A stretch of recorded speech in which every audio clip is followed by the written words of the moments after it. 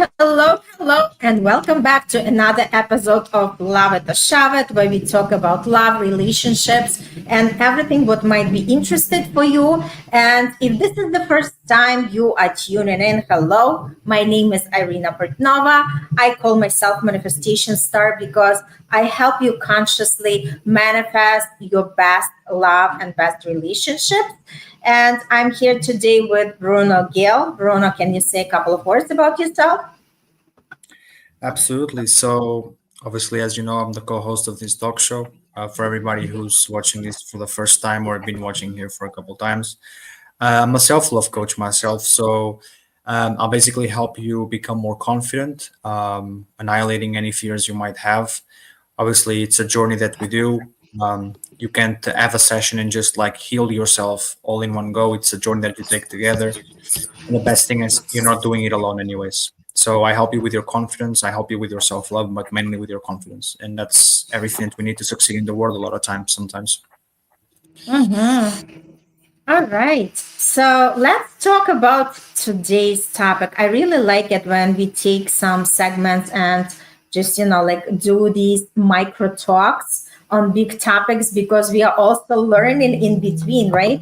Because today when I was just preparing for this episode, I was also learning about these conflict style because we know what the conflict is, but we are not necessarily familiar with the different styles and what is something that's causing it. And that's exactly what we are going to dive in today. Because most of the people think that conflict behavior is just the personality trait, but in actuality, it's often a survival pattern that we are learning from our early life. And whether you are the fighter, whether you are fixer or the freezer, usually it comes from how you coped with tension in your family or early relationship. For instance, if you were growing up in a loud household, you may fight to be heard. And if you lived in a home where peace was valued, you may fix everything to avoid tension. And if Mm, conflict felt unsafe, then you mm, would be that freezer when this is something that your coping mechanism where you just want to feel safe. So again, mhm, today we are going to dive deeper into each of these styles. And the way I look at it, it's not like we could be 100% one style. I believe that as we grow and we can also put on different styles based on the situation, based who we are dealing with. And that's exactly the beauty of the life. So there is no such a thing as right or wrong. It's all about, hey, just let's acknowledge, let's learn, and let's grow together. That's exactly the whole point of these conversations. So let's just dive a little bit into the first style, which is the fighter. mm, The fighter is usually when the conflict arises. The fighter is the person who is quick to argue.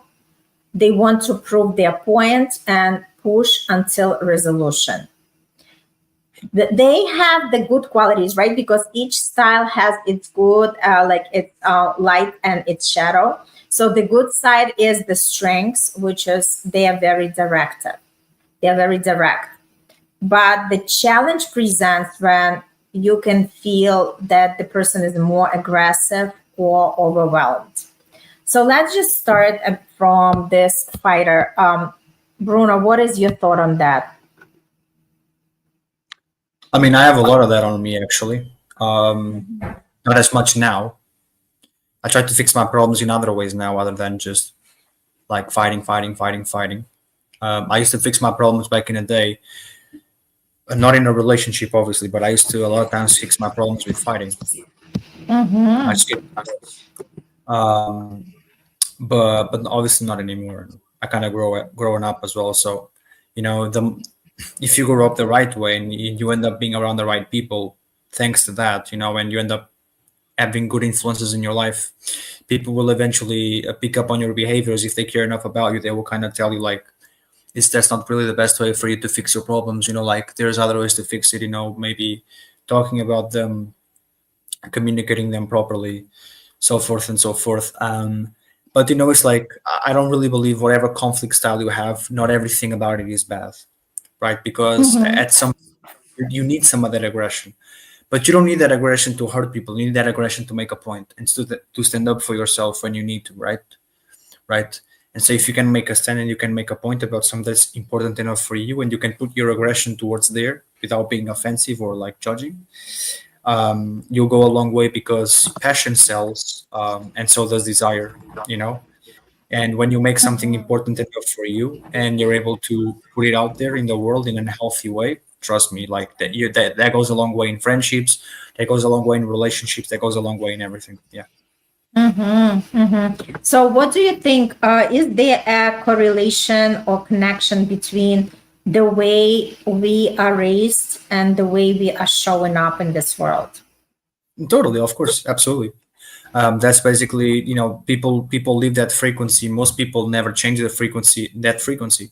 So most people are living, people still operate a lot from the traumas they had as a child. People still operate from the insecurities their parents put them as kids. People still operate from a lot of fears they developed as kids subconsciously. They don't really remember consciously, right? And then again, obviously it's not something that's funny or that, obviously that's really polite to live with or to live by or even to live for, because it hurts. But the things that people get so used to living like that quite frankly they don't even notice anymore. To them it just feels normal, right? But it's not normal, right? So, if you were admitting that you had a lot of that fighter energy, was it something that you experienced between your parents? Hmm. Well, that fighter energy from me, when I used to have it way more than I have now, or at least I have it, but I direct it towards other places. That I know that are not only going to get me results, but they're also going to get the person I love results. Right? It was my explosiveness. My mother was always very explosive. My father was a little bit more calm, but I wasn't raised by my father. I was raised by my mother. Mm-hmm. Right? Mm-hmm. And so that explosiveness came a lot from her wounds, not from her expertise, right? And so I was acting like that a little bit as well, because I thought that was the right thing to do because she was my mother, right? But deep down it wasn't, right? And so I had to come to that conclusion on my own, because it's my problem, so it's up to me to fix. So I had to come on that conclusion on my own, right? And I had to just understand it with a lot of self reflection. I ended up understanding that, and now I still have that explosiveness, of course, and I still have that aggression, and I love every second of it, absolutely, because it makes you feel alive. But then again, like I'm not using it to hurt people or judge people or anything.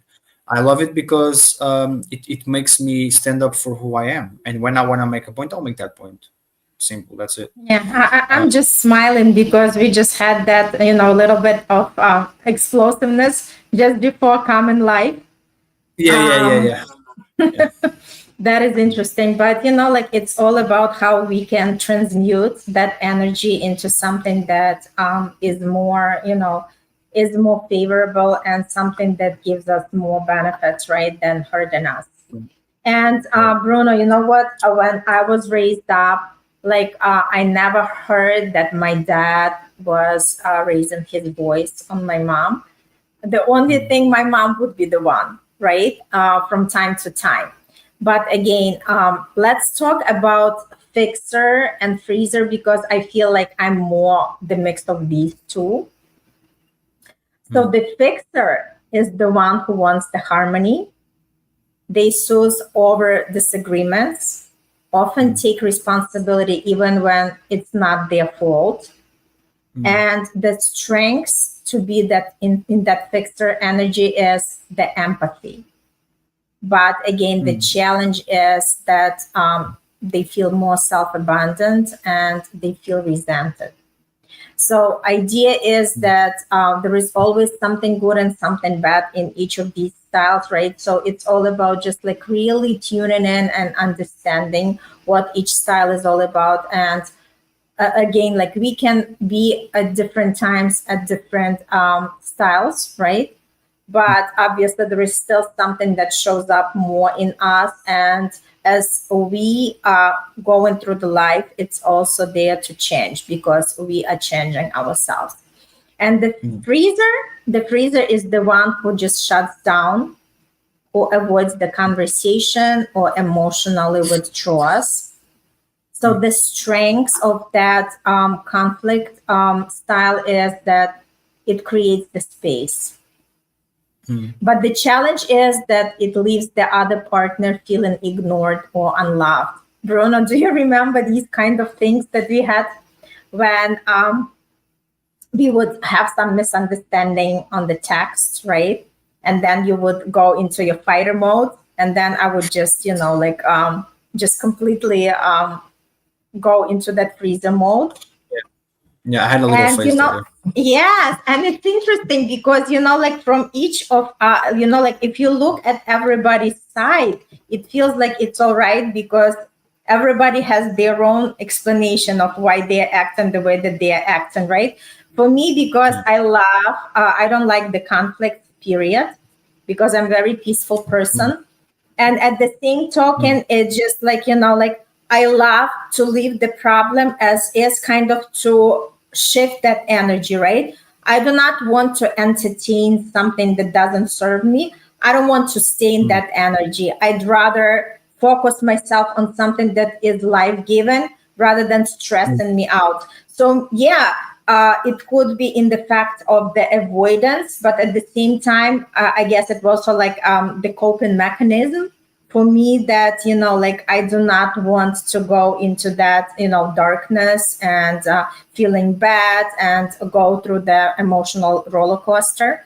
And I remember, like, even sometimes you would just face it up and you would just come back to me and you would like, okay, let's talk about it, right? Because from my end, I would be like, you know what, let's just move on. I don't even want to go back to that, right? But you would be bringing it back and you would be like, okay, let's have the conversation. This is something that I really appreciate.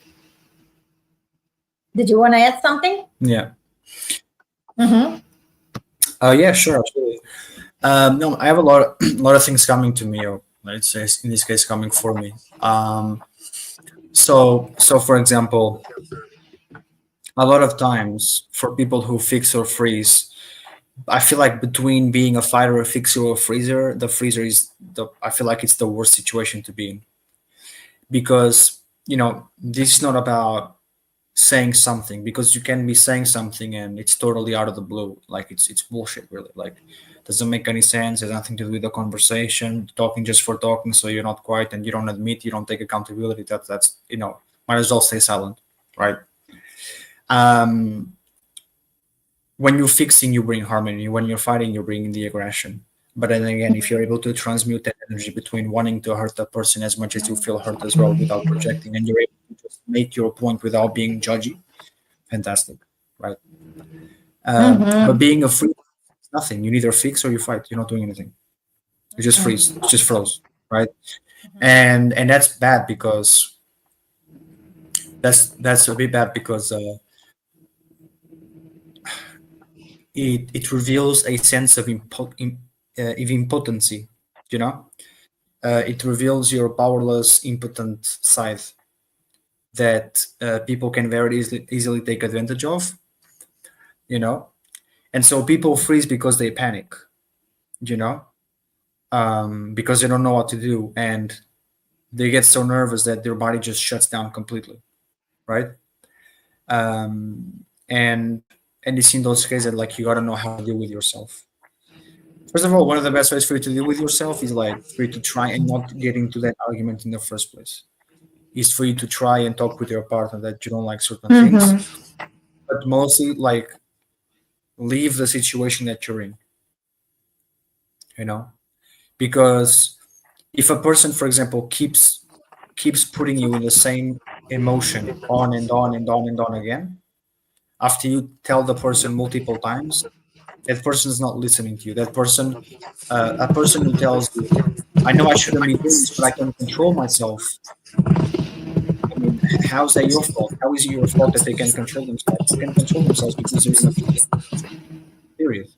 That's what it is. You know. So again, like, that's not your problem.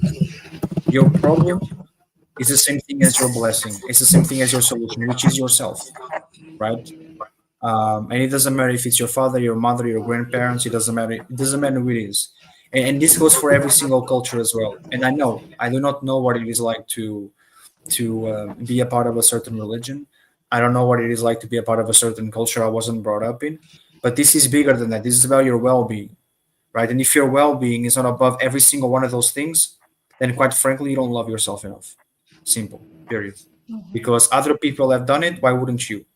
Oh yeah, but they're one in a million. I don't care if they're one in a million. Why wouldn't you be in one in a million? I mean, honestly, like your well-being is way more important. Simple. Period.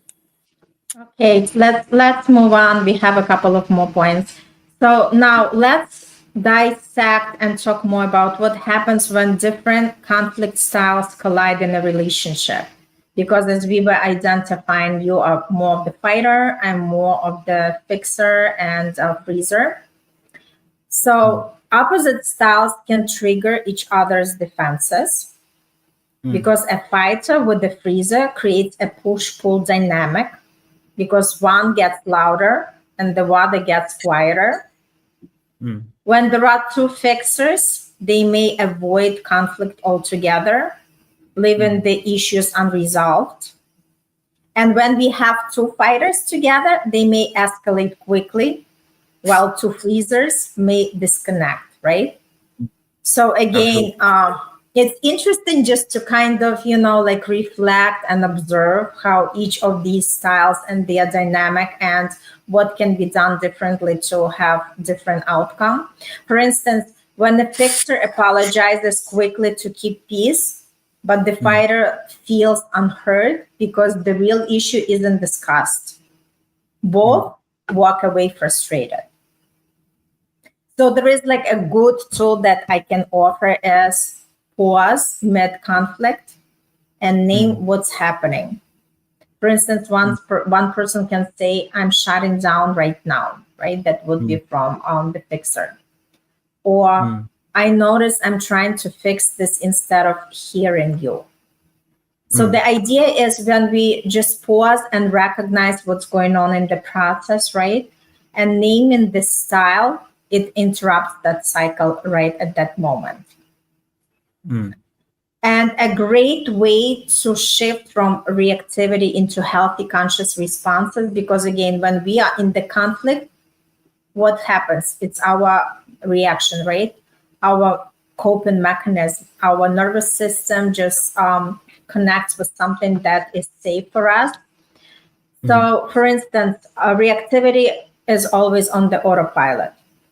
mm, But when we become more conscious, that mm, response requires for us to pause, to slow down. And by recognizing the style in the moment, we can choose a healthier way forward. For mm, instance, when a fighter takes a breath before speaking, a fixer asks themselves, "Am I taking responsibility that isn't mine?" And the freezer says, "I need 10 minutes and then I'll come back to this conversation." So, mm, one of the greatest tools for all of these styles is stop, breathe, and choose. So, first, we want to stop before reacting. So, take that pause, right? Then we would take 3 breaths to regulate our nervous system. And once we feel more calm, then we choose a response that honors both the person and the partner. What do you think about it, Bruno? Yeah, I mean, I think on the fighter part, like speaking from experience, is not how much I feel hurt because I know the person is either reading or hearing what I'm saying is how misunderstood I'm feeling. Mm-hmm. So my problem before was is like you're not understanding me, and it's pissing me off that you're not understanding me, and then you're making a big deal out of something you're not understanding, like you know what I'm talking when you don't know what I'm talking, right? Because you're taking it in a completely wrong way. And it was the fact that I felt misunderstood with a lot of people that was making me annoyed. Um, yeah, and and then again, it's like for a fighter, right? It's like fighter versus fighter, chaos, screaming stuff. With my mother was like that. You know, I don't. I like only now as my mother really kind of like started to understand more and more and more. Like, okay, I'm older now. Like, let me kind of relax a little bit more because it's like my mother just like didn't click her fingers and she became explosive. Like, no, my grandmother is an explosive woman. She always was. My aunts were always explosive people, right? I come from a lineage of being big pride. I'm not the only one, obviously, but when it comes to my lineage, big pride. A lot of people with a lot of pride on from my mother's side, just pride, ego, pride, um, just wanting to win like every single small big fight. I mean, it's ridiculous, whatever. um and that's the thing is like when you grow up under that like type of behavior and that type of family culture, that's what you become. That's what you become because you're a kid. And if you're a kid, you're gonna be a sponge. And to you, your parents are the ones who know it all and they know everything. And if they say no, it's no because they know everything, and then they don't know everything, right? Mm-hmm. um but yeah, that's right. So so my point is like, um when you're a fighter, a lot of times it's not about being heard, it's about being understood, right? Especially if you're a logical person, right? um and then again, like, fighter versus fighter is horrible because nobody understands one another, which is both want to be understood and none of them are being understood, because for you to be understood you got to know how to communicate, and screaming, you're not communicating, you're just shouting, right? So both people want something, they're not doing properly, right? And the problem with that is that nobody's taking accountability, right? Because it's not about me expecting you to talk to me in the way that I want. This is about me talking to you in the way that you'll understand. That's what taking accountability is. If both people do that, then I'm not going to scream at you because I know that you're not going to understand, and you're not going to scream at me because like, you're not going to understand, right? So again, like, taking accountability is not expecting the person to do what we want. Taking accountability is knowing that what we'll do will have the person understand. And if I'm not able to communicate what the person will be able to understand, well then guess what? Then it's my fault. And the same thing would be for the other person as well, right? That's what worked in my family. That's what worked in other relationships that I had as well. I just sat down with the person that I was with and I told her, look, like, if you don't take accountability for the way you talk to me, you don't take accountability for the way I talk to you, and we're always expecting, you're always expecting me to talk to you in the way that you want, and you keep me guessing, and I keep you guessing. Well, then this is not going to work. Just because we know how we want to be talked to, that doesn't mean that the other person will know simply because they know us so well. That still doesn't mean anything, right?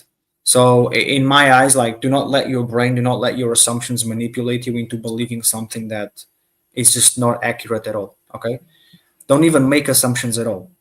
Always communicate what you want. And then again, when it comes to being a fighter, in my experience, it's a very good thing. It's a very good emotion. There's a lot of benefits in it. It just depends on how you use it. That's all, right? That's all. That's it. Don't use it. Don't use your aggressiveness to project. Use your aggressiveness to make a point without being offensive, right? And so the person understands through your eyes, through your words, what you believe in, what you love, and what you want to happen. That's it. You know what? My opinion is, like the way I always looked at it, right, from the feminine energy perspective, is you can say the same words and you don't have to shout, you don't have to raise your voice because people can hear if you know how to speak, right? But again, Yeah. it's all about playing with all these styles and see which one really works for you and obviously for your partner. Because if you are together with the person, you want to make sure that you are there to make better each other rather than just hurting each other, right? So I just wanted to give a couple of practical tools to wrap up today's conversation. How do we actually navigate the conflicts without losing the connection? One of the first tools is conflict style check in. You want to ask your partner, when I get triggered, do I fight, do I fix, or do I freeze? Because it's easy for somebody else to look at us from the side and identify, right? What is more showing up in me? The second tool would be the timeout agreement. For instance, if you are getting heated in the argument, agree that it's okay to pause, but always come back within an agreed time, whether this is 30 minutes, whether this is an hour, whatever time frame you are making for each other. But just, like, do not really do it during the heat, because it's just going to elevate the entire energy. The other tool is curiosity over judgment. Instead of saying, why are you doing this again? Ask, what's really going on for you right now? Right? It's all the words that we are using can shift completely different dynamic of that argument or the conversation. And tool number 4 is create a post conflict ritual, whether this is hugging or journaling together or taking a walk together, whatever it is. Just know that in the midst of that, at the end of the day, you are still reconnecting with each other, even when you are facing these arguments. And in the close, I just wanted to say that your conflict style isn't wrong. It's just simply the strategy that we are all learning. And the power comes when we see it, when we own it, and we shift it. That's how Mm. conflict moves from disconnection to the deeper intimacy. Because if we are ready to learn, if we are ready to listen to our partner, if we are ready to do something better in our life, we always listen and we take the opinion of our partner if we really care for them. Mhm. All right. All right. So I'm ready to wrap it up. You want to say a few words before we finish?